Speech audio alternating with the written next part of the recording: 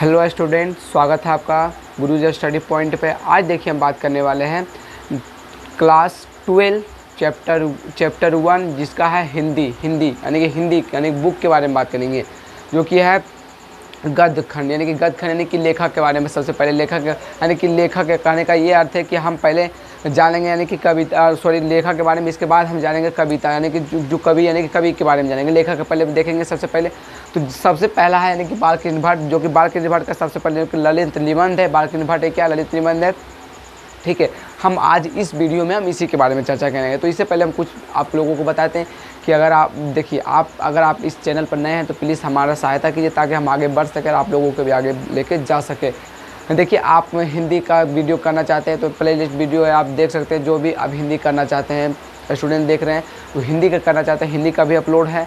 आप इंग्लिश का भी ग्रामर का करना चाहते हैं, ग्रामर का भी अपलोड है। अब देखिए, अब दूसरे वीडियो पे अगर देखे होंगे आप लोग, यानी कि कोई दूसरा चैनल यानी कि कोई ऐप अगर डाउनलोड करते हैं तो वो चैनल पर अगर जाने के बाद आप लोगों को बाय यानी कि इतना अलग अलग चैनल पर इतना बाय कीजिए तो आप लोगों को हिंदी पूरा मिलेगा या इंग्लिश पूरा मिलेगा। तो लेकिन कोर्स यानी पूरा मिलता है, लेकिन इस चैनल पर यानी गुरुजी स्टडी पॉइंट पर आप लोगों को फ्री उपलब्ध किया जा रहा है, ठीक है। बस आप लोगों से यही रिक्वेस्ट किया जा रहा है कि प्लीज़ हमारा थोड़ा सा सहायता कीजिए। बस सब्सक्राइब कर दीजिए, बेल आइकन को ऑन कर दीजिए ताकि आप लोगों को नोटिफिकेशन फटाक से पहुंच जाए। क्योंकि जैसे हम वीडियो आप डालेंगे आप लोगों को फटाक से पता चल जाएगा। बस आप लोगों से बस रिक्वेस्ट किया जा रहा है कि बस थोड़ा सा सहायता कीजिए ताकि हम आगे बढ़ सकें और आप लोगों को भी आगे लेके जा सकें, ठीक है। तो देखिए, हम बिना समय गंवाते हुए, बिना लेट करते हुए तो स्टार्ट करते हैं आगे।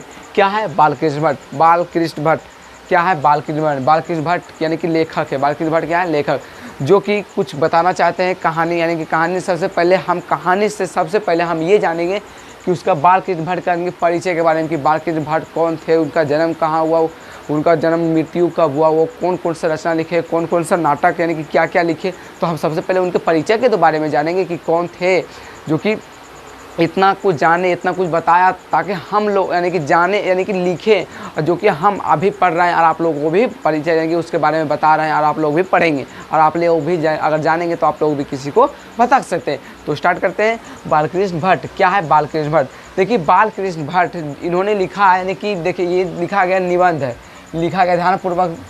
क्या है, निबंध, समझ लीजिएगा क्या है, निबंध। ये क्या है, निबंध। इसे ललित निबंध भी कहते हैं। इसे क्या कर, ललित निबंध, इसे ललित निबंध भी कहते हैं। बालकृष्ण भट्ट ने क्या लिखा, ललित निबंध। बालकृष्ण भट्ट जो लिखा है ललित निबंध। बालकृष्ण भट्ट यानी कि बालकृष्ण भट्ट ने देखिए जो बालकृष्ण भट्ट ने लिखा है बातचीत। क्या लिखा, यानी कि उन्होंने बातचीत, जो कि है बातचीत क्या है, एक निबंध है। बातचीत का ये क्या है, निबंध है। बालकृष्ण भट्ट ने बातचीत के बारे में बताया है, उसके बारे में कुछ लिखे हैं, जो कि है क्या है, निबंध यानी कि ललित निबंध, ठीक है। बालकृष्ण भट्ट। अब इससे हम आगे देखते हैं बालकृष्ण भट्ट के बारे में। आगे देखिए, बालकृष्ण भट्ट कौन थे, उनका जन्म कब हुआ, उनका रचना क्या है, उनके कीर्ति यानी कि उनकी कीर्ति उनका रहस्य क्या है, हम डिटेल से जानेंगे। तो बने रहिए। देखिए, वीडियो को स्किप मत कीजिए ताकि आप देखने के बाद आपको ज़रूर बेनिफिट होगा। ऐसा नहीं है कि नहीं होगा, जानेंगे कुछ ज़रूर आगे। तो देखिए, पहला है बालकृष्ण भट्ट का जो जन्म हुआ वो कब हुआ। तब बालकृष्ण भट्ट का जन्म हुआ 23 जून 1844। ध्यानपूर्वक समझिए, हम 2-3 बार नहीं बल्कि 5-6 बार रिपीट करवाएंगे और आप लोगों को वीडियो देखते ही आप लोगों का यानी कि हम इतना रटवाएंगे आप लोगों के आध हो। हम देखिए, ये नहीं कि आप ये मत समझिए कि ऑनलाइन क्लास कर रहे हैं, आप ये समझिए कि हम ऑफलाइन क्लास पढ़ रहे हैं। यहाँ पे स्टूडेंट बहुत सारा है जो कि आप देख रहे हैं, जैसे कि देख रहे हैं। तो आप ये समझने का प्रयास कीजिए कि ऑफलाइन पढ़ रहे हैं, यानी कि नो बोरिंग फीलिंग, यानी कि आराम से पढ़ने का प्रयास कीजिए। कि देखिए, आप लोग बोरिंग मत फीलिंग कीजिएगा कि 2-3 बार रिपीट करवाना है, आप लोगों का आज करवाने के लिए बोले।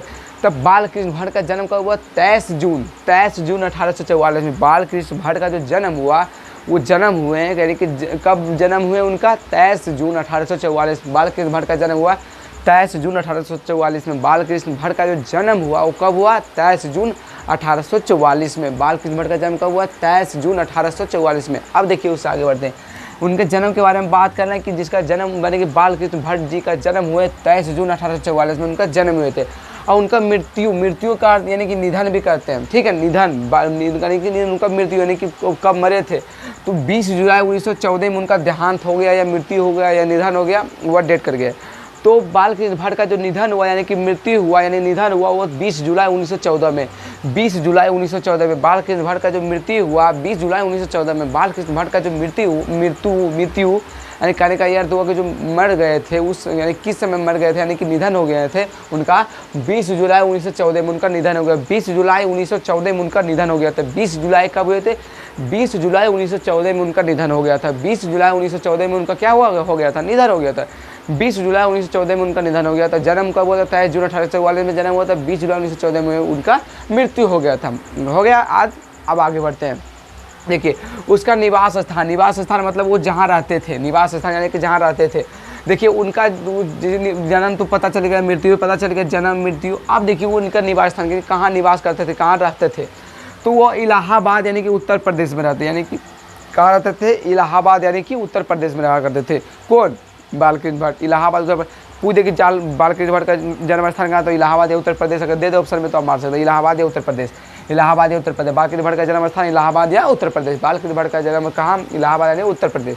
देखिए उनका माता का नाम और पिता का नाम। सबसे पहले देखिए माता का नाम, उनका माता का जो नाम था यानी कि बालकृष्ण भट्ट का जो माता का नाम था, उनकी माता का नाम थी, उनका माता का नाम था, उनकी माता का नाम पार्वती देवी। उनकी माता का नाम क्या था? यानी कि बालकृष्ण भट्ट जी के उनके माता का नाम पार्वती देवी। उनके माता का नाम क्या था? पार्वती देवी। बालकृष्ण भट्ट का माता का नाम क्या था? पार्वती देवी। बालकृष्ण भट्ट के माता का क्या नाम था? तो बालकृष्ण भट्ट का जो माता का नाम था वो पार्वती देवी। पार्वती देवी यानी कि भोले भगवान की यानी कि पत्नी, पार्वती मैया जिसे कहते हैं। तो बालकृष्ण भट्ट की जो उसका यानी कि उनकी जो पत्नी थी जिसका जन्म उनका नाम थी बालकृष्ण भट्ट का उनका जो नाम था यानी कि पार्वती यानी कि पार्वती देवी। तो पूछ सकता है कि बालकृष्ण भट्ट की पत्नी का नाम क्या था, यानी सॉरी इनका माता का नाम था। ओहो, उनका माता का नाम अगर पूछे यानी कि माता का नाम जो जन्म देने वाली माता थी उसका नाम था पार्वती देवी। तो बालकृष्ण भट्ट का माता का नाम पार्वती देवी। और उनका जो पिता थे उनका नाम था बेनी प्रसाद भट्ट। क्या था? बेनी प्रसाद भट्ट यानी कि बालकृष्ण भट्ट बेनी प्रसाद भट्ट उनके पुत्र थे। तो बेनी प्रसाद के पुत्र का नाम था बालकृष्ण भट्ट। अब बालकृष्ण भट्ट के जो पिता थे उनका नाम था बेनी प्रसाद भट्ट। बालकृष्ण भट्ट के पिता का नाम क्या था? तो बेनी प्रसाद भट्ट। बालकृष्ण भट्ट के पिताजी का क्या नाम था? बेनी प्रसाद भट्ट। बालकृष्ण भट्ट के पिताजी का क्या नाम था? बालकृष्ण भट्ट के पिताजी का नाम था क्या नाम था? तो बेनी प्रसाद भट्ट। बालकृष्ण भट्ट के पिताजी का क्या नाम था? तो बेनी प्रसाद भट्ट। यानी कि बालकृष्ण भट्ट के पिताजी का क्या नाम था? बेनी प्रसाद भट्ट। क्या था? बेनी प्रसाद भट्ट। बालकृष्ण भट्ट के पिताजी का क्या नाम था? बेनी प्रसाद भट्ट। अब देखिए इनका माता का नाम पार्वती देवी, इनके पिता का नाम था बेनी प्रसाद, यानी कि बालकृष्ण भट्ट का माता का नाम पार्वती देवी, इनके पिता का नाम बेनी प्रसाद भट्ट। देखिए पार्वती देवी थी जो थी यानी कि वह ने संस्कृत का यानी कि संस्कृत के टीचर थी। संस्कृत का टीचर का ये अर्थ है कि उस संस्कृत के बारे में ज्ञान उसके प्राप्त थी कि यानी कि बालकृष्ण भट्ट का जो कि माता जिनका नाम पार्वती देवी था वो उसे है न संस्कृत का ज्ञान था जिसके कारण उन्होंने जब बालकृष्ण का जन्म हुआ वो उन्हें बचपन से ही यानी कि पार्वती देवी ही बचपन से ही उन्हें क्या किया यानी कि बचपन में यानी कि संस्कृत का ज्ञान देना शुरू कर दिया। संस्कृत का ज्ञान देते जैसे कि कोई बच्चा जन्म हुआ बहुत लोग जैसे कि होता है कि कोई गलत यानी कहने का ये अर्थ है कि ज़्यादा करके कोई खेलने में ध्यान देता है, कोई यानी कि अपना लाइफ ज़्यादा करके 10 यानी कि लगभग 5 से 6 साल लगभग ऐसे ही वेस्ट कर देते। बहुत सारे स्टूडेंट बचे, लेकिन यानी कि बालकृष्ण भट्ट का उनका माता क्या एक यानी कि शिक्षित माता थी जो कि संस्कृत के बारे में ज्ञान थी। संस्कृत के बारे में क्या था जिसके कारण ही उन्होंने यानी कि बालकृष्ण भट्ट का जो माता थी पार्वती देवी उन्होंने संस्कृत के बारे में ज्ञान थे उनके बारे में ज्ञान थे, जिसके कारण उन्होंने संस्कृत का अध्ययन यानी कि संस्कृत के बारे में ज्ञान संस्कृत के बारे में बालकृष्ण भट्ट के मन में रोचक के माध्यम से यानी कि समझा के खिला के अच्छे से यानी कि समझा बुझा के उसे बालकृष्ण भट्ट को समझाया करती थी और उसके यानी कि ज्ञान दिया करती थी। कौन? तो उनकी माता जो थी क्या थी पार्वती देवी, वो संस्कृत के बारे में ज्ञान यानी कि संस्कृत के बारे में जानती थी, पढ़ी लिखी थी, जिसके कारण उन्होंने अपने पुत्र यानी कि बालकृष्ण भट्ट को माने कि बचपन से ही उसे माने कि संस्कृत का ज्ञान देती थी कि संस्कृत के अगर अभी आप ज्ञान प्राप्त कर लेगा तो आने वाले समय में काफ़ी डेवलप हो सकता है। और ये काफ़ी डेवलप हुए यानी कि बाद जब संस्कृत का अध्ययन किया तो अध्यापक भी रहे। अभी देखे आगे अध्यापक कहाँ रहे, तो अध्यापक भी क्या अध्यापक रहे। ठीक है, अध्यापक का मतलब कि प्रोफेसर संस्कृत के बारे में, यानी कि टीचर बन गए आप अध्यापक। तो देखिए, तो बालकृष्ण भट्ट का जो माता का नाम, तो पहले बालकृष्ण भट्ट के जो माता था जिसका नाम था पार्वती देवी, वो संस्कृत के बारे में जानता थे, संस्कृत के बारे में जानते।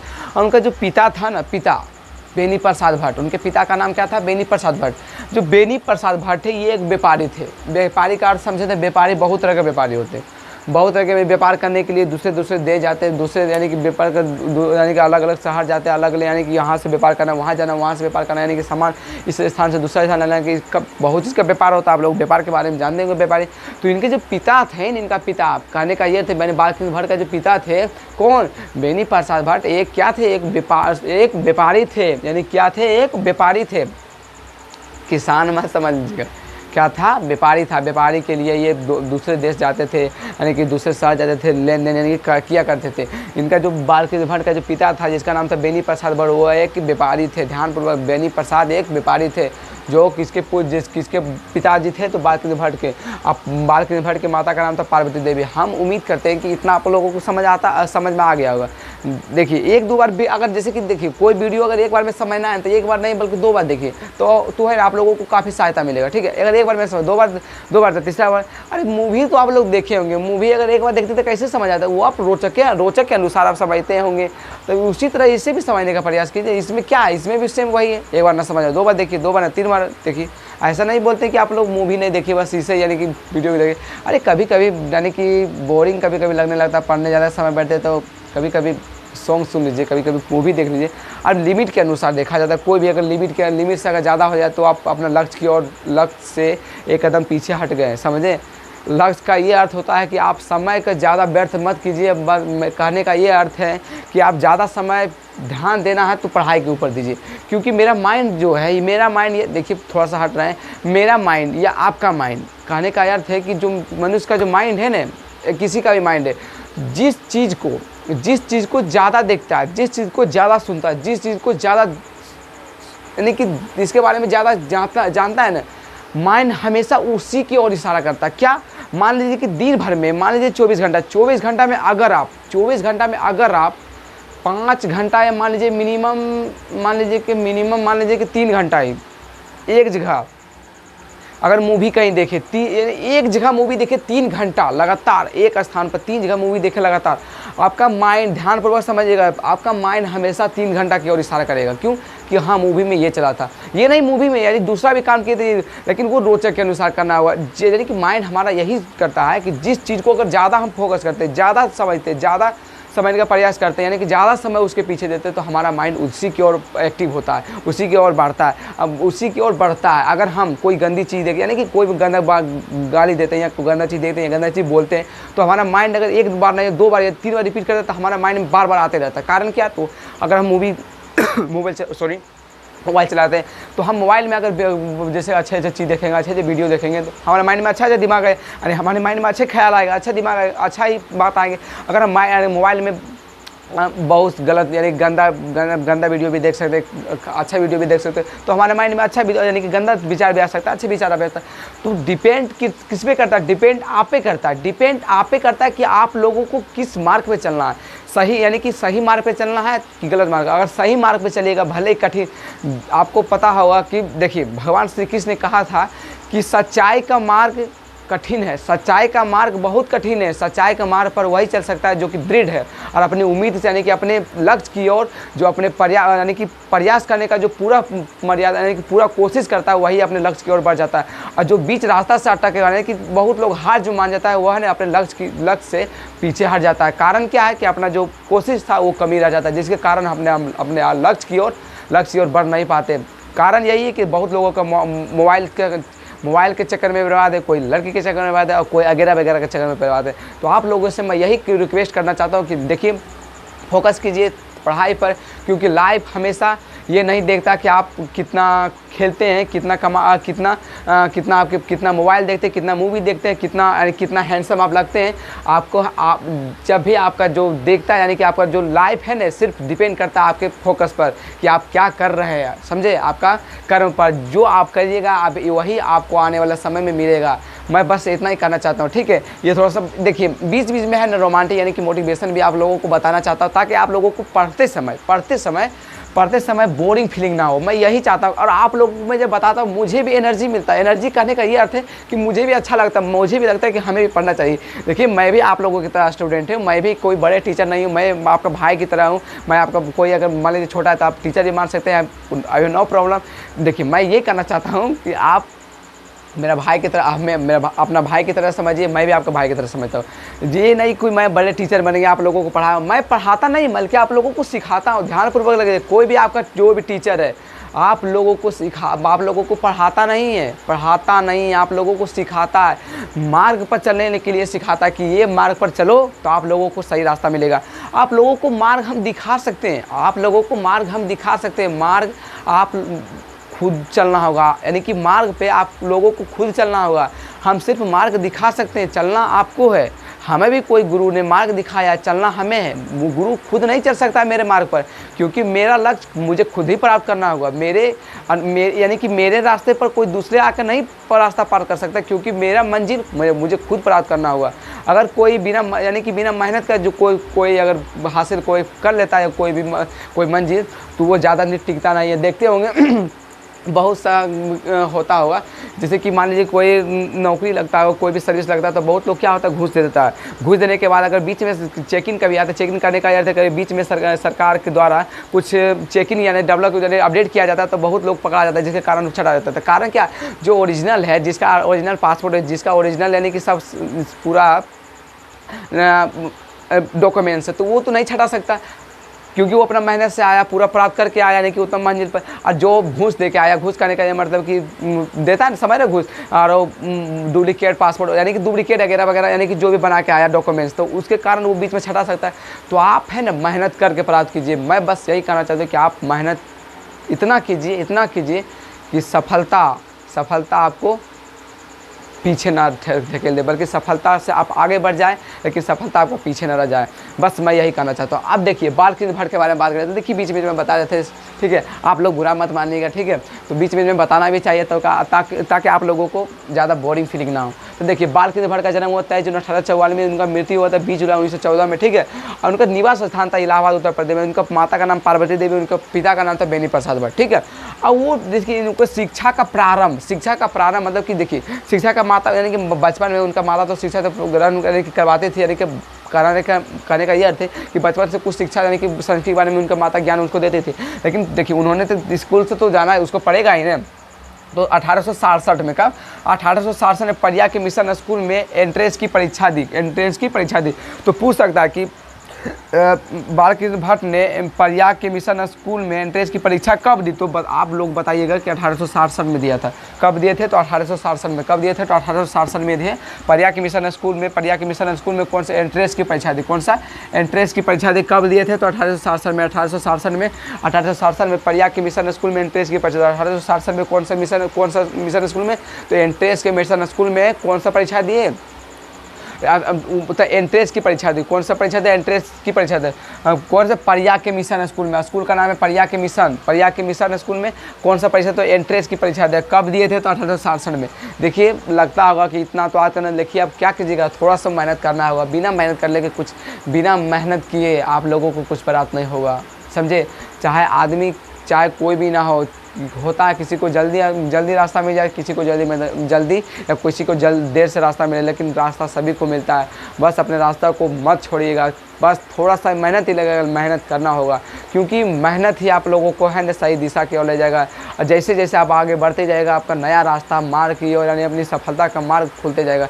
बस मैं यही कहना चाहता हूँ कि आप लोग मेहनत को यानी कि मेहनत इतना कीजिए कि सफलता भी आप लोगों को यानी कि सफलता भी आपको शोर मचा दे कि हाँ आप लोग मेहनत किए। इतना खामोश से कीजिए मेहनत की, सफलता भी शोर मचा दे, ताकि बगल को भी लगे कि ये मेहनत तो करता नहीं था और इतने आज एक सक्सेसफुल इंसान बन गया, ठीक है। तो थोड़ा सा मेहनत कीजिए। तो 1867 में परिया के मिशन स्कूल में एंट्रेंस की परीक्षा दी पहले में बालकृष्ण भट्ट ने। इसके बाद क्या कहते हैं आगे देखिए, 1869 से 1875 तक, 1869 से 1875 तक हुए परिया के मिशन स्कूल में अध्यापन रहे। देखिए अध्यापन रहे 1800 कब से 1869 से लेकर 1875 तक, 1800 यानी कि 6 वर्ष तक परिया के मिशन स्कूल में अध्यापन रहे। परिया के मिशन यानी कि इसी स्कूल में वो कार्य अध्यापन रहे। कब 1869 से लेकर 1875 तक। यानी कि लगभग 6 वर्ष, ठीक है, तो 6 वर्ष, लगभग 6 वर्ष यानी कि लगभग नहीं 6 वर्ष तक रहे थे परिया के मिशन स्कूल में अध्यापन रहे थे बालकृष्ण भट्ट। आगे देखिए, इसके बाद वो 1885 में परिया के CAV स्कूल में अध्यापक रहे। इसके बाद 1885 में परिया के CAV स्कूल में अध्यापन रहे। 1885 में परिया के CAV स्कूल में अध्यापन रहे। 1885 में परिया के CAV स्कूल में भी अध्यापन रहे, ठीक है। अब देखिए इसके बाद 1888 में आगे क्या है, 1888 में वो परिया के कायस्थ पाठशाला, एक पाठशाला था जिसका नाम था कायस्थ, क्या नाम था, कायस्थ पाठशाला। पायस्थ पाठशाला के इंटर कॉलेज में वो अध्यापक रहे। इंटर कॉलेज में पूछ सकता है कि 1888 में परिया के कायस्थ पाठशाला में अध्यापन रहे, किस यानी कि किस पद पर, यानी कि कौन सा कॉलेज में रहे थे, तो इंटर कॉलेज में अध्यापन रहे थे। ऐसे ही पूछ सकता है, यह पूछ सकता है कि कायस्थ पाठशाला इंटर कॉलेज में अध्यापन कब बने यानी कि कब रहे, तो 1888 में परिया के कायस्थ पाठशाला इंटर कॉलेज में अध्यापन रहे। कब रहे, तो 1888 में। इतना क्लियर हो गया होगा। अब आगे बढ़ते थोड़ा सा आगे। देखिए इन्होंने रचनाएं लिखे, यानी कि रचना कृतियाँ लिखी, अपने द्वारा लिखे गए थे, यानी कि रचना, कुछ नाटक भी लिखे थे। ये आधुनिक काल के कवि थे। ध्यानपूर्वक भारतेंदु युग के कवि थे। भारतेंदु युग के यानी कि भारतेंदु युग के कवि थे जो कि आधुनिक काल के अंतर्गत आते हैं। उनके यानी कि उनके प्रेरणा से ही ये यानी कि लिखे थे।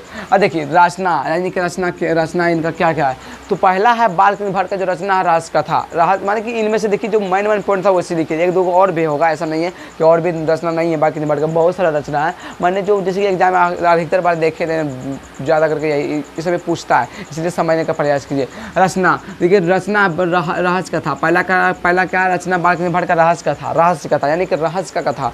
बालकृष्ण भट्ट का पहला रचना है रहस्य कथा।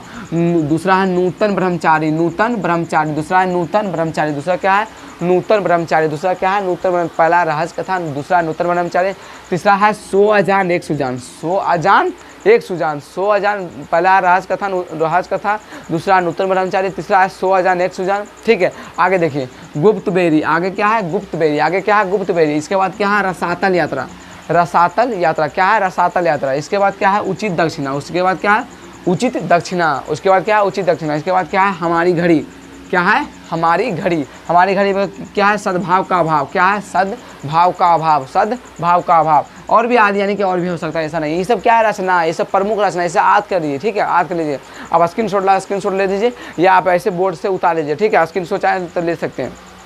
देखिए इनका यानी कि नाटक कुछ है। देखिए नाटक है पद्मावती, इनका है पद्मावती, किराता जुर्निये, अवेनी संहार, शिशुपाल वध, नल दमयंती या दमयंती स्वयंवर विषय कहते हैं, नल दमयंती स्वयंवर कहते हैं, शिक्षादान, सीता वनवास, रेल का विकट खेल।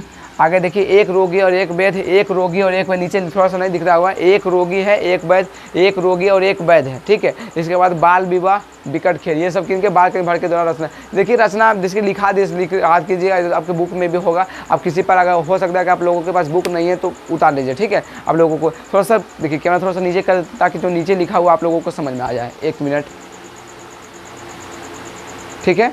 अब देखिए आगे आप लोगों को इतना यानी कि इस क्या दिए, आपको परिचय दिए, बालकृष्ण भट्ट के बारे में क्या दिए थे, परिचय के बारे में आप लोगों को समझ में आया होगा। इसके बाद हम इसका यानी कि निबंध क्या बोले थे बालकृष्ण भट्ट ने, क्या यानी कि उनके निबंध में क्या लिखे थे, बातचीत में क्या बताए थे, हम इसके बारे में हम कल देखेंगे क्योंकि वीडियो काफ़ी लंबा हो जाएगा, ठीक है। तब तक के लिए thanks for watching all student. देखते रहिए हमारे गुरुजी स्टडी पॉइंट को और थोड़ा सा सहयोग कीजिए ताकि हम भी आगे बढ़ सके और आप लोगों को भी आगे बढ़ा सके, ठीक है। वीडियो देखने के लिए बहुत बहुत धन्यवाद। जय हिंद।